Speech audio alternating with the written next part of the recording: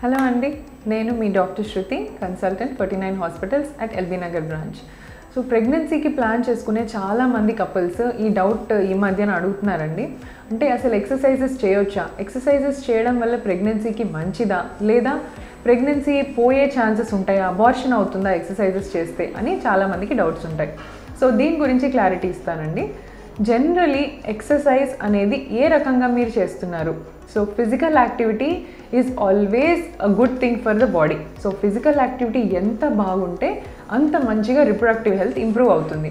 So ఎందుకు exercise వల్ల అసలు ఏం జరుగుతుంది? ఎక్సర్సైజెస్ వల్ల మజిల్స్ అన్నీ పంప్ అవుతాయి. సో మజిల్స్ పంప్ అవ్వడం వల్ల బ్లడ్ సప్లై విపరీతంగా పెరుగుతుంది అనమాట. So there is lots of increase in blood supply. అన్ని బాడీ పార్ట్స్కి ఇంక్రీజ్ అయినట్టే మన రిప్రొడక్టివ్ ఆర్గన్స్కి కూడా బ్లడ్ సప్లై చాలా బాగా పెరుగుతుంది. సో గర్భసంచికి బ్లడ్ సప్లై బాగుంటుంది. అండాశయాలు అంటే ఓవరీస్, ఎగ్ బ్యాగ్ అంటారనమాట, ఓవరీస్కి బ్లడ్ సప్లై బాగుంటుంది. దీనివల్ల ఓవ్యులేషన్ పర్ఫెక్ట్గా జరుగుతుంది. అలాగే బ్లడ్ సప్లై ప్రాపర్గా ఉండడం వల్ల ఆక్సిజన్ బాగా రిసీవ్ అవుతుంది.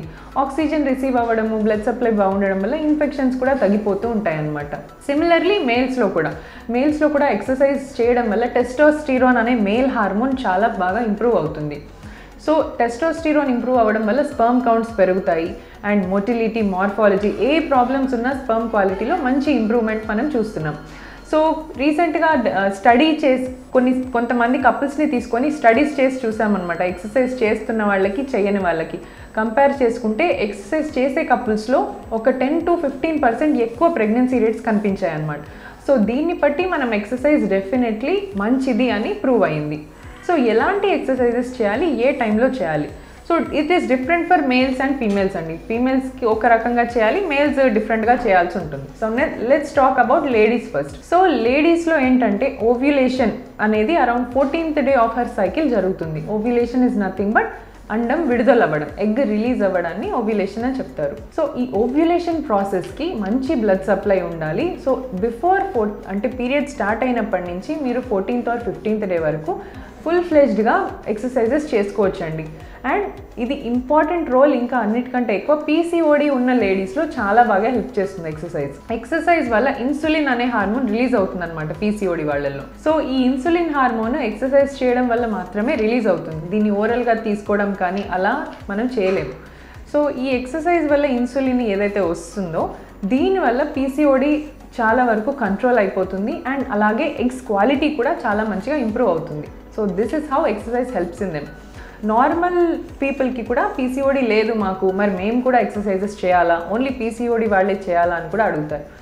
నార్మల్ లేడీస్ కూడా ఎక్సర్సైజ్ చేయడం వల్ల గర్భసంచి లైనింగ్, అలాగే ఓవ్యులేషన్ జరిగేటప్పుడు ఎగ్ క్వాలిటీ చాలా మంచిగా ఉంటుందన్నమాట. So we advise exercise for every couple who walks in to our center. So around 14th day or 15th day వరకు మీరు నార్మల్గా ఎక్సర్సైజెస్ చేసుకోవచ్చండి.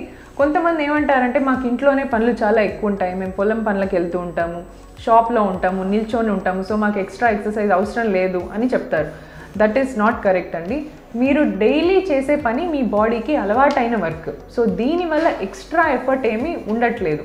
సో మీరు చేసే డైలీ వర్క్తో పాటు మీరు ఎక్సర్సైజ్ అడిషనల్గా డైలీ ఒక ½ an hour అన్నా అడిషనల్ ఎక్సర్సైజెస్ చేస్తే డెఫినెట్లీ ఇంప్రూవ్మెంట్ ఉంటుందన్నమాట. సో ఎలాంటి ఎక్సర్సైజెస్? ఇప్పుడు నార్మల్గా రన్నింగ్, వాకింగ్ ఇవన్నీ చేస్తూ ఉంటారు. వాకింగ్ని మనం ఎక్సర్సైజ్ లాగా కన్సిడర్ చేయము. So exercise should be something physically, అంటే బాడీలో కొంచెం హార్ట్ బీట్ పెరిగేలాగా రన్నింగ్ కానీ, స్కిప్పింగ్, జాగింగ్, అలాగే యోగా.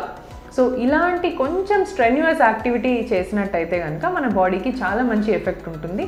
ఎక్సర్సైజెస్ వల్ల ఈవెన్ కార్డియాక్ ప్రాబ్లమ్స్ ఉన్నవాళ్ళు, షుగర్, డయాబెటీస్ ఉన్నవాళ్ళు అండ్ బీపీ ప్రాబ్లమ్స్ ఉన్న వాళ్ళల్లో కూడా this will help a lot అనమాట. So we can control all other issues as well as we can improve our reproductive potential. So మీ pregnancy, fertility rate చాలా బాగా improve చేసుకోవచ్చు. First 15 days of the cycle women absolutely నార్మల్గా మీరు exercise చేసుకోవచ్చండి. But after egg release అయిన తర్వాత inter course time start అవుతుంది, ఫర్టైల్ పీరియడ్ అనేది స్టార్ట్ అవుతుంది అనమాట.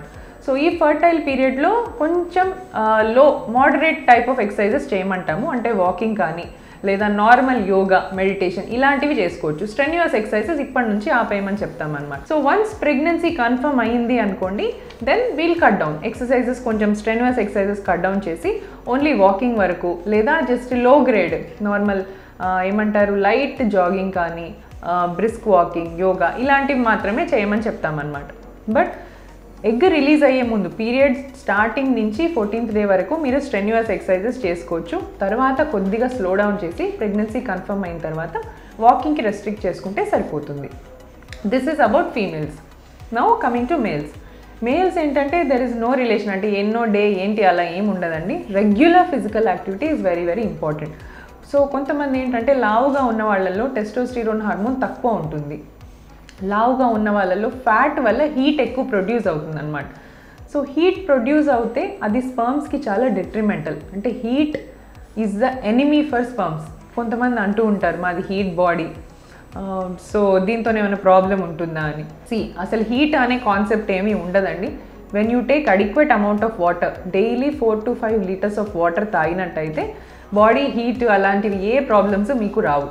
ఒకటి ఏంటంటే body normal human body is హాట్గానే ఉంటుంది, 38 degree టెంపరేచర్ ఉండాలి. సో హీట్ ఉంది మా బాడీ అట్లా అనుకోవడానికి ఏం లేదు. So you can just exercise వల్ల ఏంటంటే బ్లడ్ సప్లై ఇంప్రూవ్ అయ్యి ఈవెన్ మేల్స్లో కూడా ½ an hour per day moderate to severe మీరు ఎంతవరకైనా చేసుకోవచ్చు. ఎప్పుడు స్టాప్ చేయాలి అని ఏం లేదు. ఈవెన్ మీ ఇంటర్ కోర్స్ చేసే కెపాసిటీ కూడా ఇంప్రూవ్ అవుతుంది అనమాట if you do exercise. So testosterone hormone వీళ్ళకి చాలా పంపప్ అవుతుంది after the exercise. So this is how males and females should perform exercises. And ఒకసారి ప్రెగ్నెన్సీ కన్ఫర్మ్ అయిన తర్వాత ఎక్సర్సైజ్ రోల్ అంతగా ఉండదు. You can stop it. Both males and females ఆపేసుకోవచ్చు because మనకు కావాల్సిన రిజల్ట్ వచ్చేసింది కాబట్టి. జనరలీ ఫర్ ఫర్టిలిటీకి అయితే మీరు ఆపేసుకోవచ్చు. But general health condition wise ఎప్పటికైనా exercise is always helpful because it will prevent, ఇందాక చెప్పినట్టు థైరాయిడ్ ప్రాబ్లమ్స్, బీపీ, షుగర్ అన్నీ కూడా ప్రివెంట్ చేస్తుంది. అండ్ కొంతమంది ప్రెగ్నెన్సీలో కూడా ఎక్సర్సైజెస్ టిల్ టర్మ్ చేయమంటారండి. అంటే టిల్ డెలివరీ కూడా మనం ఎక్సర్సైజెస్ ఫాలో చేస్తుంటాం. సో ఈ మధ్యలో చాలామంది డాక్టర్ అండ్ పేషెంట్ వీడియోస్ చూస్తున్నాం, dancing together and all. So దీనివల్ల ఏమవుతుందంటే నార్మల్ డెలివరీకి ఛాన్సెస్ బాగా ఎక్కువ అవుతాయి అన్నమాట. So mild to moderate exercises మీరు ఈవెన్ ప్రెగ్నెన్సీలో కూడా ఫాలో చేయొచ్చు. బట్ స్ట్రెన్యూయస్ అంటే ఎక్కువ రన్నింగ్ కానీ జాగింగ్ ఇలాంటివి బిఫోర్ 14 days పీరియడ్ నుంచి ఒక 14 days దాకా చేస్తే సరిపోతుంది. So this is all about exercises and infertility. Thank you so much.